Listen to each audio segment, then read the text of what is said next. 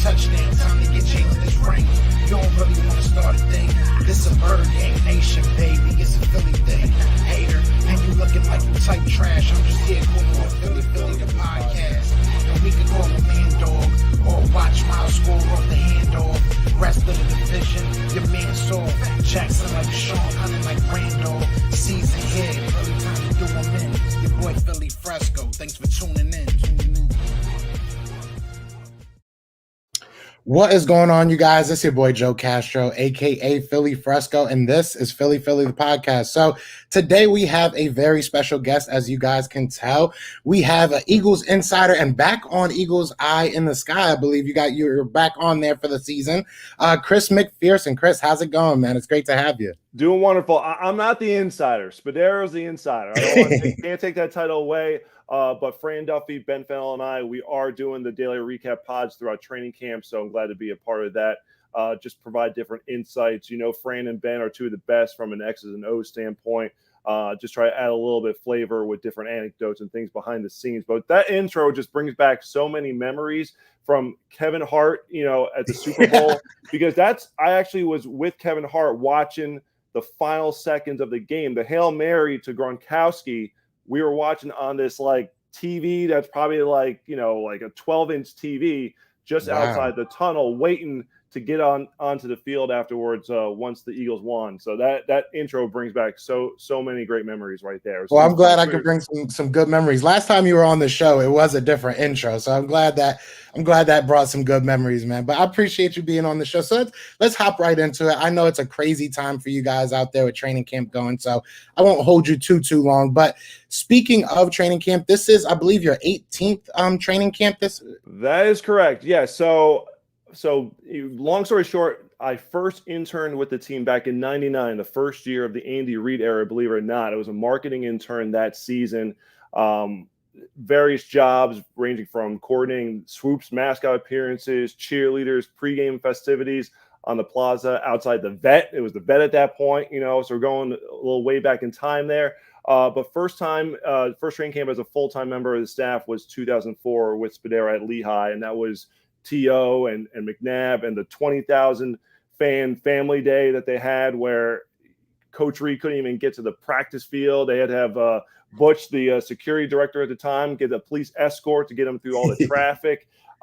Just an incredible scene. I mean, there's aspects of Lehigh that you miss to this day and largely it's the fan aspect. That was the best part of Lehigh. You know, you get to go away, you get to bond with everyone, but the fans every day at Lehigh, you know, on a bad day, it's 5,000, and that would be like the afternoon walkthrough. So many fun memories from being up at Lehigh over the years. So yeah, 18th training camp, and you know, it's a new era, Joe. It's really a new era, but it's the best thing. I mentioned the fans. It's great having them back. We have a military day practice this evening. It's part of the NFL's. All 32 teams are participating. It's a welcome back fans initiative that they got going on. There's live coverage throughout the day on NFL Network. So the Eagles are going to practice at 5:30. Coach Sirianni will address the media at 5 o'clock. But it's just great to have that atmosphere because it was just lost. It was just a totally different scene, and it's going to be interesting to see how, especially these young quarterbacks. I know I'm sure we're going to get into Jalen Hurts here, Joe, but you know, seeing these guys in like road environments, okay, it's going to be a totally different ball game for a lot of these guys this season. Definitely. Now, like we said, 18 seasons, and you've seen probably a lot of different type of coaches, a lot of different types of training camps being held.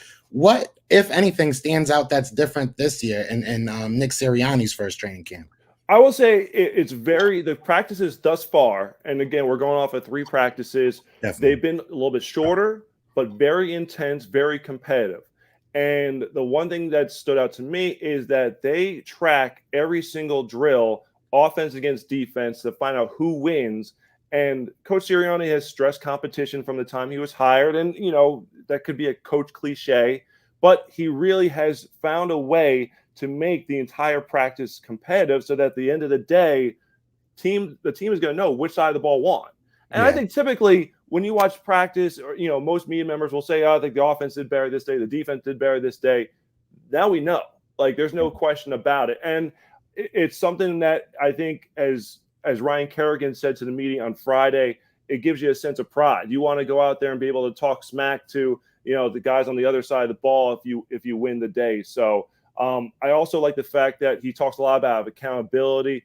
He stopped practice, in the middle, about an hour into practice on Friday. He stopped it, brought the team together and said, look, this is what it's going to be like in a game. We're not going to have fast starts all the time, but how are you going to rebound? How are you going to recover? How do you finish? That's the important thing. And the players, I think, got the message. They went out, had a spirited few final practices, a few final periods of practice, and finished on a high note. So certainly I think the accountability part is there thus far. The competition aspects you're seeing through and through. And just the infectiousness of, this is more of like Jonathan Gannon here with the defense, but the attention to stripping the ball. They're calling it Eagle Claw, punch, scrap, get that ball on the ground any way possible. Even Obi Melifonwu, who, former second-round pick, was signed this week because of the guys on the reserve COVID list, just to kind of fill in here for a little bit here. He was out there trying to strip the ball. Like, he got the message, in his first training camp practice. It was something that was very evident. But what you're seeing now is, okay, the defense is trying to get the ball on the ground every time. The offensive guys realize that the defensive guys are trying to scoop and score. So the offensive guys are now getting a little more chippy. So it's that infectiousness that's kind of carrying over throughout. So far, nothing major on the injury standpoint, knock on whatever, which is huge. I got one right here. I got you. You got whatever you can. The big, you're watching the offense develop, you're watching the defense take shape here. That's the thing. There's so many storylines to watch with this training camp. It's fascinating from many angles. But Joe, to your question there, I think just the competitiveness, the intensity of the practices has been very good, and just the accountability and attention to detail throughout. Definitely. And then you brought it up. You brought up the chippiness, the aggression, and everything. So we're heading into the first padded practice Monday. Come Monday, we get the pads on. We're going to start seeing, these guys hitting and everything. And then we also get into the first open practice not too far after that. I know a lot of my subscribers are going to be trying to go to the open practice. What can they expect? Do you think it's going to be a crazy atmosphere? What type of atmosphere do you think they can expect when they go to Well, the fact of the matter is, Joe, that we have not had fans at a game since, what was it, early October? It was like the second or third game. It was like the Ravens game last season. So it's the fans' first chance. There's going to be a bunch of alumni in attendance signing autographs before practice. So you don't want to miss out on that. You got free parking, chance to be able to congregate and, just be able to hang out with fellow Eagles fans once again, which you have not been able to do in the last year. But Coach Sirianni and Harry Roseman, they understand, what it means for the fans who are, making the $10 contribution, which goes to the Eagles Autism Foundation. So the money's going to a great cause, but they understand that they want to put on a show for these fans. So you're going to see an intense, high-spirited practice. This isn't going to be one where they're going to just kind of lay back and say, we'll treat it like a glorified walkthrough. They're going to want to put on a show for the fans. Coach Sirianni is going to want to make a statement here with the first chance to really publicly, showcase his team to the crowd. And he wants to put out a product for everyone to be proud of, because definitely. I know everyone's saying, where do the Eagles fit in the NFC's picture? It's going to be a transition year. You got a, new starting quarterback, new head coach. You got a coach that wants to win out of the jump. He understands the mentality of Philly fans, and he knows that he has to come in and prove himself right off the bat. Howie is hungry to get this ship steered back in the right direction. You have so many veteran players here who have won, they've won the Super Bowl. They've played a lot of meaningful games. They want to get back to that level quickly. And quite honestly, you can go from worst to first in the NFL. It's not unheard of. You see it every single season. So definitely, I think the big thing is it's going to be a raucous crowd. It's going to be electric atmosphere. It's just going to be great to welcome the fans back to the link for the next step in terms of getting to the season. Shortly followed after, we'll have the first preseason game against the Steelers. Then there's the Eagles Autism Challenge weekend, the weekend of the 21st and 22nd with the second public practice. That's 3 weeks away, believe it or not.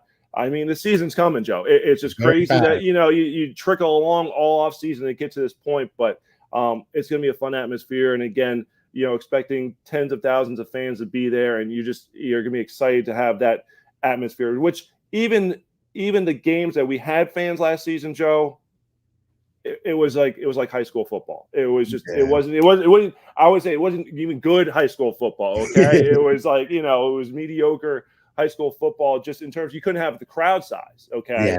So it was just fascinating because you could hear the calls in the field, you could hear the players talk, and you could hear the quarterback yelling out the cadences and the audibles and whatnot. It was surreal. It was something that's missed. And look, one of the big reasons why the Eagles have been, throughout the Jeffrey Lurie era, one of the best teams in the league, home field advantage with the crowd, year in and year out. And you just didn't have that last year. And if the players missed it or didn't realize how important it was, I think they all learned last season just how integral the fans are to this football team and to the city.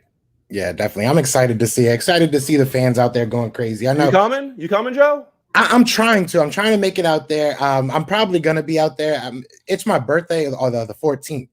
So I don't know. Yeah, I'm going to try. That'll be a perfect day. But my girlfriend's trying to do like some special, so I'm trying not to mess with that. But I'm trying to make it down there. So you'll probably send me her number so we can get this arranged. I was going to say, get down there for this. So all right, I'm going to set it up. I'm going to let her know. If you guys are inviting me, I can't say no. That's so you brought it up with the Eagle Claw, which I'm excited to see that. I love that name. But Jonathan Gannon, we have a new guy out there, new face out there. Me personally, and I know a lot of Eagles fans love defense. It's a defense-driven city. We've always had great defenses. What can you tell us about Jonathan Gannon, just like his personality on field as a practice guy? Like, what can we expect from him? Is he like anything we've seen before? He's intense. He's vocal. A lot's been made about Coach Sirianni and how energetic he is and youthful he is.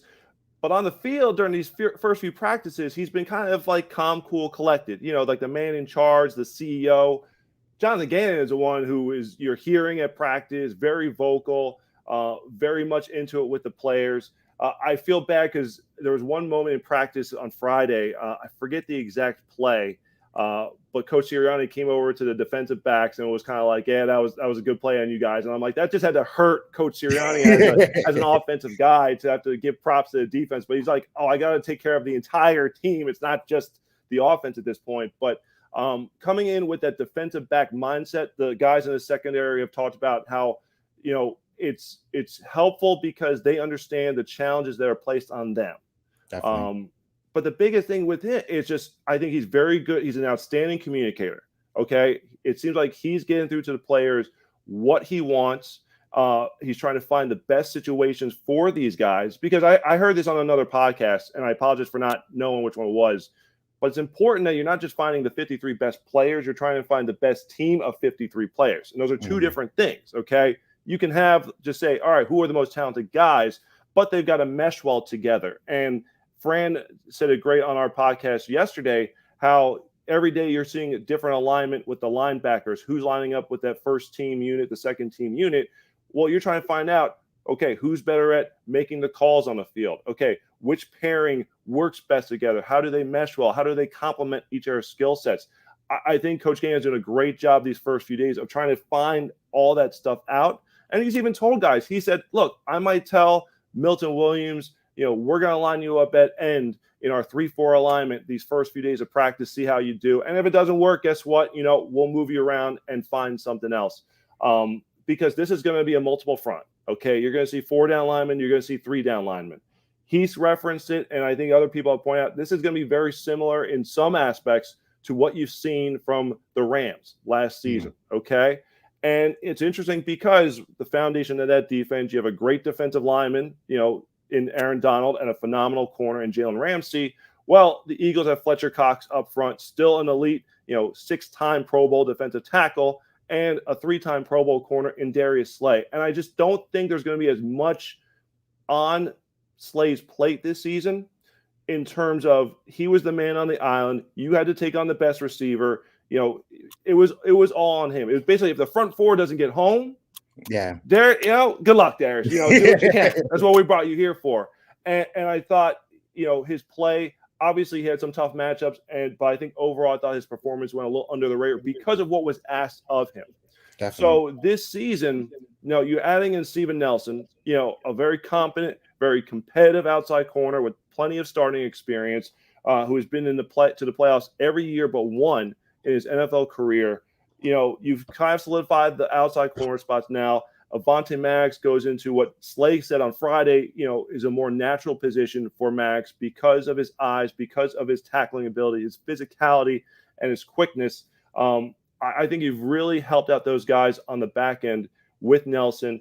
And I think you're just going to be mixing things up. You're trying to confuse offenses. You can't let them know what it's going to be from the jump. And I think pretty much, I think Mag said it great on Friday in that it's important that we confuse offenses, but you don't want to get yourself confused in the process. Definitely. Okay. If we're going to mix alignments, and that's all great, but we got to make sure that once the ball snapped, we're not out of position on our end. But Jonathan Gannon's been very bright, very impressive, very vocal on the field. Like I said, great communicator. I think he explains things well. I really think when it's coach speak to say that, we're going to mold the scheme to the talents of our defense. I think what you're seeing on both sides of the ball with Coach Sirianni, Coach Steichen on offense as well, they're going to do a good job of marrying the players' talents to the scheme that they want to run. Definitely. And then you brought up yesterday as well. Yesterday, obviously, on the surface of it, maybe some Eagles fans kind of looked past it because there was so many veterans that were sitting out. But it kind of was very interesting to me because you saw, players like Zach Ertz taking on, Tyree Jackson and trying to show him some things. And the list goes on. I'm sure I can name a bunch of people. But is that something with having such a young coaching staff? Do you feel like the coaching staff is kind of leaning on these veterans a little bit more maybe than other staffs to kind of take on that leadership role? That's a great question, Joe. I'm going to say no, but I think that's just a culture of what's been established before Coach Sirianni came here and what he's continuing to establish with his ideas and what he brings to the table. Certainly, it's a young coaching staff, and they understand. I think Michael Clay said it great yesterday when talking about Jake Elliott's technique. I never kicked in the National Football League. I'm not a kicker. I'm not going to tell him how to do it, but we're going to look at the tape. We're going to get the right people in here, get the right eyes on it to fix those things. With that being said, I think it's been great for those veterans because they understand that at some point down the line, some of these guys are going to have to play. Okay, we saw with the offensive line last year and the 14 different offensive line combinations. You're going to have your Nate Herbigs, your Jack Driscolls, your Sua Opetas, your Luke Jurigas, like all those guys are going to have to play. You got to get them ready. You don't want a huge drop off when the younger guy goes in. And I think, it goes back to guys, this came up, Jason Peters. A lot of people are asking the offensive lineman, how weird is it that Jason Peters is not here in camp because he's been a fixture since 2009. And it's like, one of the things that Peters was great at and kind of maybe flew under the radar, he was great at taking guys and pulling them to the side and teaching them, during practice, after practice, whenever they wanted to. He wanted to impart that wisdom. Going back to what Coach Sirianni has done, while these practices have been shorter, it's like, okay, say practice starts at 10 a.m., they're wrapping things up 11:15. Guys are staying on the field to work with their position groups, to get extra coaching, extra details. It's not like they're like, okay, we're going in at 11:15, showering and moving on with the day. No, this is now more instructional time, technique time. It's just big about understanding what you're doing. We talk about the veterans, Eric Wilson. I think it was like a half hour, 45 minutes after practice, I want to say on Thursday, press conferences were winding down. And I look out to the field, and the grounds crew's trying to get the field, prepped and ready for the walkthrough in the afternoon. And Eric Wilson has all the bags set up and the tackling dummy set up, and he's going over his fits, his alignments, where to pursue, which gaps to fill. So I think that's just something that comes from the culture. It's a reason why this team has been successful. But when you have good veteran leadership on top of a coaching staff that's young and hungry to teach, I think that's something that's passed down. I think they just realize that, you look back to the Super Bowl team, look at all the backups who had to step up and play huge roles on that squad. You're going to need these guys to step up at one point or another. So it's guys I think are just willing. They put ego aside and they're willing to teach the future of this team what it's going to take to win in the NFL. Definitely. That's necessary. I definitely like that. You got to get the future ready. I like that. So you did bring up Michael Clay. Michael Clay, obviously a new special teams coach for us. And look, I'm not going to sugarcoat it. Jake Elliott had a rough year last year, and we all know that. But I know you guys were talking earlier. I want to say it was the most recent podcast that you guys had. And you guys were just talking about him working with specialists in the off season. Do you think that the Eagles fans should kind of, be ready for him to have a comeback season? Because I feel like he has the potential. He's a great talent. So do you think that this year he'll be able to kind of kick it back into gear? No pun intended. I certainly hope so. You look at his first 3 years in the league.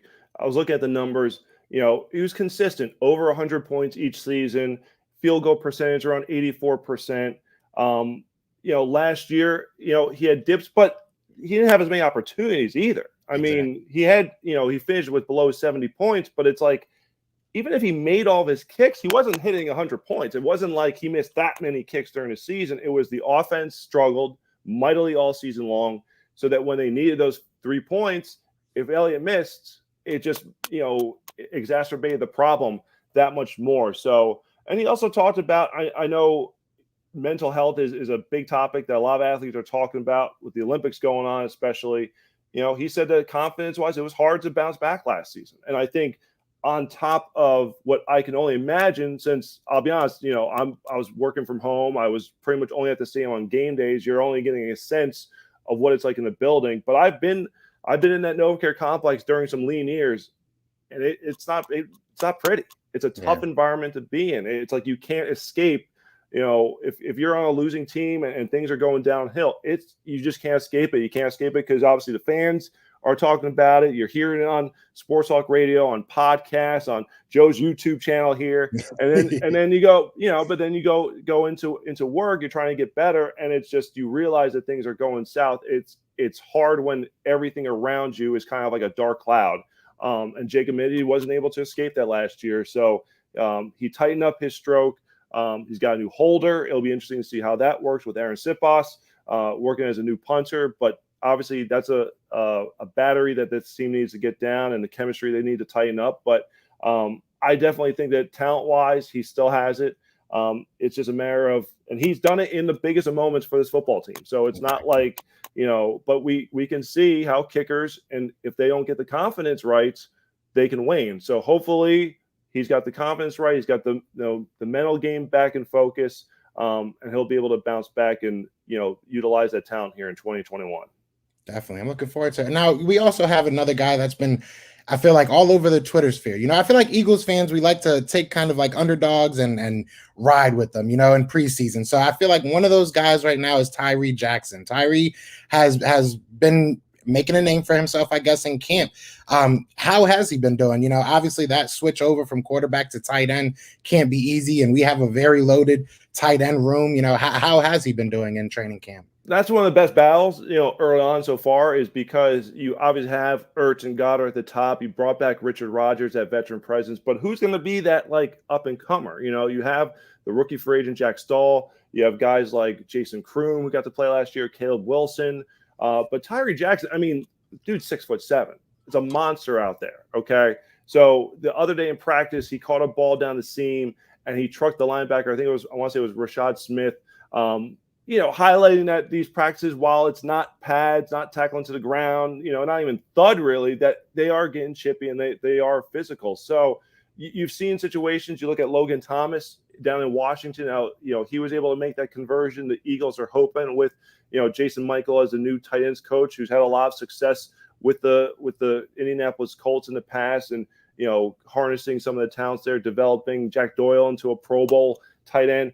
They're hoping that he can work some of that magic here and develop some of these guys. But I mean, so far, because I think he's over a year removed now from the quarterback transition too. So it's not his first full offseason going into it, if I'm correct. But so far he's made the plays that have come his way. It's just going to be one of those things, again, when the pads go on, will he be able to be consistent? It's been good that the Eagles have been doing a lot of red zone work these first 3 days of practice, 2 of them with a lot of heavy emphasis on the red zone. I mean, that's obviously a position, an area where you've got to succeed if you're going to want to win in the National Football League. So it's great having Coach Sirianni put the attention to detail there. And look, at 6'7", if he can get the route running down, look, you just want that reliable target, inside the 20. So he'll be definitely someone to watch here in these preseason games. He's going to get a lot of extended looks. So it's going to be fun to check out.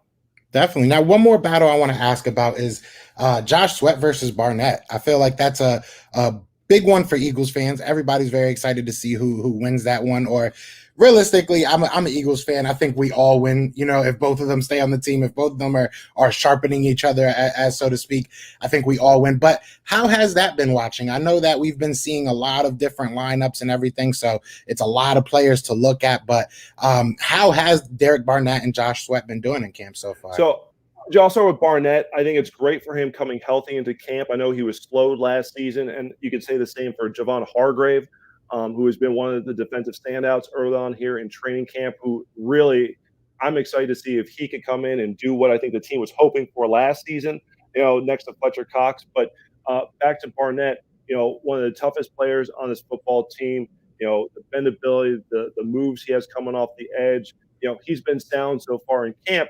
Josh Sweat is someone who athletically, Ryan Kerrigan said this after practice on Friday. It's amazing that when you see him on tape, how he moves, yet you see how big he is and how long he is. You're like this guy is legit. This guy, Ryan Kerrigan said, this guy's the future. Okay. So that was, Ryan Kerrigan's quote. Jonathan Gannon said that, look, they're both starters. Like the way they're going to rotate, the way the amount of snaps that both are going to play, they're both going to be on the field quite a bit. So I hope to see Josh Sweat, who, he's been kind of the training camp darling. I feel like this is like his third year going where like he's a guy who just flashes because of that athleticism. But Barnett is a guy that once the pads go on, I definitely am excited to see how he progresses. But really excited for both of them. And just from Barnett's side, the injury standpoint, coming into camp healthy, from Sweat's standpoint, just looking for him to continue to put it together and to be able to have that chance to be the next guy in the lineup or have an even bigger role here going into his fourth season. All right. Now I got two more questions for you, and then I'll let you go. I know you got to get ready for that practice tonight. So, but one question I want to ask you, like we said, pads are coming on pretty soon. Is there anybody? I feel like things change once the pads come on. You see the real, football player. Is there any specific player or players that you're looking at once those pads come on? Like, I want to see what he's gonna, really do with those pads. I think for me, I want to see this offensive line battle, especially at left tackle, come to fruition. Lane Johnson said it best. It's like, Jordan Mailata is just a monster. Andre Diller is a freak athlete.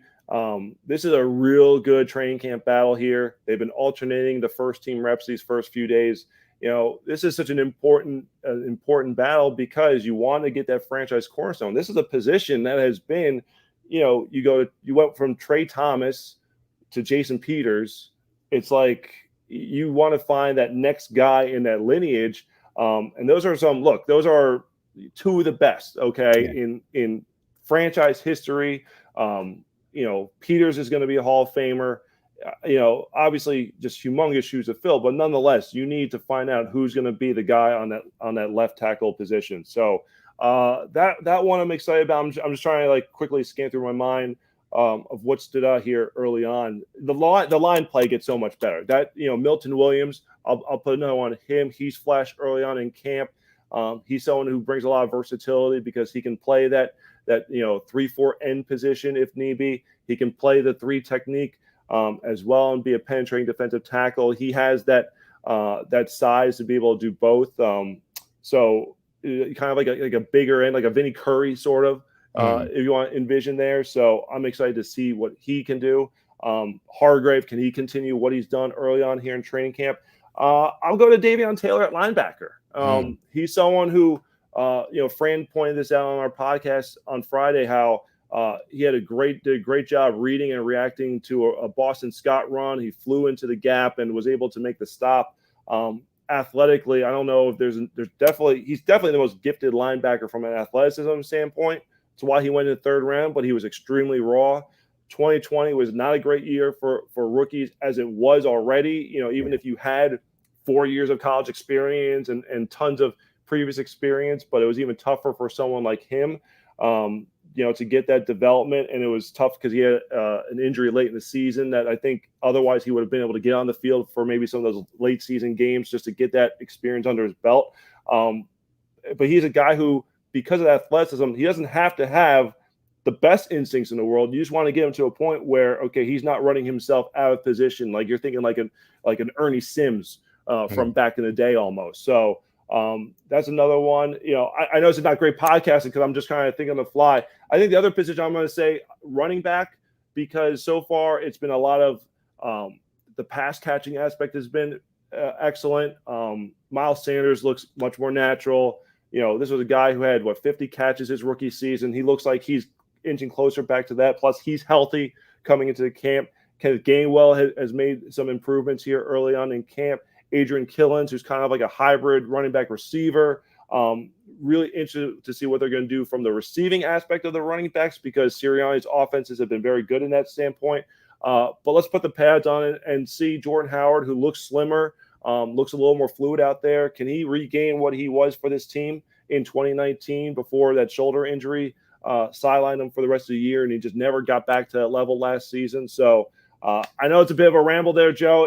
Hey, I love it. I could go, it's like kind of going position by position here, but but really the trenches is where I think the focus is once the pads get on, to seeing how some of those battles come out.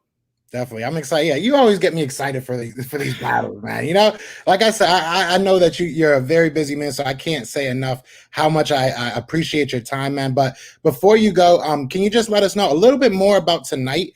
You said we can watch it tonight, and just what's coming up for Eagles Media. What can we expect as fans? Yeah, so tonight, like I said, the NFL is doing, it's like all 32 teams. It's like a back to football, welcome back fans. Every training camp is going to have fans at their facility or their practice. So they spaced it out so that starting, I think it was 9:00 this morning, NFL Network was, showcasing certain camps, and they're kind of going all the way through to tonight. So starting at 5:00, Nick Sirianni is going to meet the media. You can watch that live, PhiladelphiaEagles.com, our social media channels, our app. Make sure you download that for exclusive content. 5:30 p.m., the start of our practice live stream. Again, we bring the early portions that are open to the media. We can't show, obviously, the team stuff, but definitely Dave Spadaro, Fran Duffy provide their insight and commentary while watching the early portions of practice. So that's from 5:30. And then 7:30 tonight will be post-practice, around there, post-practice press conferences. But pretty much 10 a.m., the players are off on Sunday. So starting Monday, we're back to 10 a.m., pretty much every day with live practice coverage. Again, the public practice on next Sunday, the 8th, first time that all the fans can see this team in person. $10. It goes to benefit the Eagles Autism Foundation, but it's going to be an amazing night of football. Getting back to the link, getting to see this team, Coach Sirianni, that first real taste of the fans. I know he's juiced about it. We're all excited to welcome back the fans and to have that atmosphere back. It's going to be great for the diehards, for families, to bring the kids out. Joe, hopefully you and the missus will be there. So that's coming up. And then we're 3 weeks away from our 4th annual Eagles Autism Challenge. I put the bike in the shop today. I got to get myself in shape to do 30-mile ride in 3 weeks. Wow. We'll get it done one way or another. But the money goes again to the Eagles Autism Foundation. They've raised over $10 million in a short amount of time to benefit, cutting edge research with hopes of finding a cure or a solution, or what's causing this spectrum, because it's a growing problem in this country. So it's amazing that we're just 3 weeks away from that, and then the following day from that is the second open practice. So it's a busy month. It's a busy month as we get ready for the season. I know once you get into the season, it's like a routine, and now it's like training camp. It's like, okay, you're going like 100 miles per hour every single day, and then some days you're adding in special things like we're honoring the military, as part of the festivities tonight. That's going to be awesome. It's a great experience every year. Missed it last season because of COVID, but the way that we just want to say thanks to all the members of the armed forces, the men and the women and the families who are home, making those sacrifices, the stories you get to hear, and just how excited that they are to be a part of the activities and the festivities. And, they're like, we're so thankful, but it's really us being able to say thank you with a nice little evening. So that's going to take place tonight as part of the back to football celebration. So A lot going on, Joe. I think really the main thing is, just follow our social media channels. We try to keep everything going on there 24 hours a day. The Eagles app is constantly updated. So, we're pretty much live every single day. Like I said, tomorrow will be a player's day off, but we've already got stuff like, Randall Cunningham's daughter is participating in the Olympics in the track and field high jump next week. We're going to have a feature on that. And you put this, I'm sorry to cut you off. You put this up on your socials that Tracy Rocker's son is like a prospect. He was drafted by the Mets. Wow, that's crazy. I want to say he was 10th overall. He went. Wow. Yeah. So his son, Tracy Rocker, is a real fascinating story. New defensive line coach, for those of you who haven't heard of him, College Football Hall of Fame, former NFL defensive lineman. I think he was a 3rd round pick, I want to say, coming out of Auburn. He was the SEC Player of the Year, not Defensive Player of the Year, Player of the Year, period. Okay. That's how dominant he was. He, like I said, College Football Hall of Fame, Georgia Sports Hall of Fame, the Atlanta Hall of Fame, decorated career. And then his son took Vanderbilt to the College World Series championship as a freshman, was the MVP of the College World Series.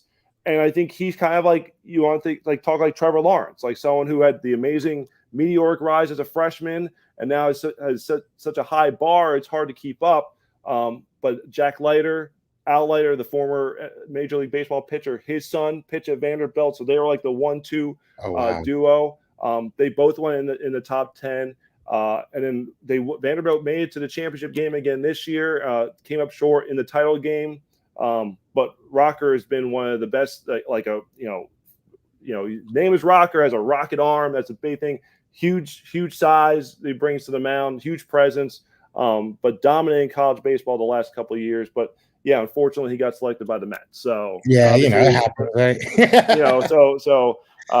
You hope his career doesn't go south going up there in Queens. So, but nonetheless, though, yeah, talent from the kids. I mean, look, Caleb Wilson. You look at Caleb Wilson. His dad was Chris Wilson, the Super Bowl champion defensive line coach for this team. So, so it's sad. It's sad for me. Okay, you talk about this is my 18th season.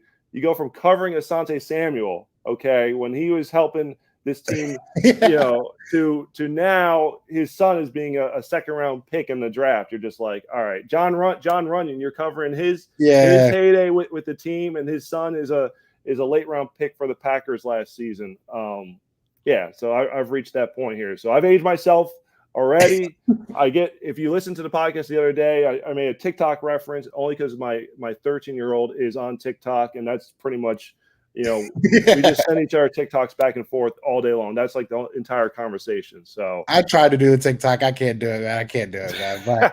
But listen, Chris, I appreciate you so much, man. I'll let you get out of here, get you back to work, man. And definitely, we're going to be listening tonight. I'll be checking for the next podcast to see what you guys say, but I can't say it enough, man. Thank you so much for your time. Joe, it's been a pleasure, man. Have a lot of fun chatting and chopping up with you here, talking birds, man. Definitely. And thank you, everybody that's tuned in. Be sure to hit that like, hit that subscribe. All his socials will be in the description. If you can't see it right next to his name, that is his Twitter name. So if you guys want to go, definitely have to go follow him. Definitely keep up with the Eagles news. But other than that, I appreciate all you guys. And y'all know what it is, man. It is Fly, Eagles Fly. Go Birds. And we are out here. Peace.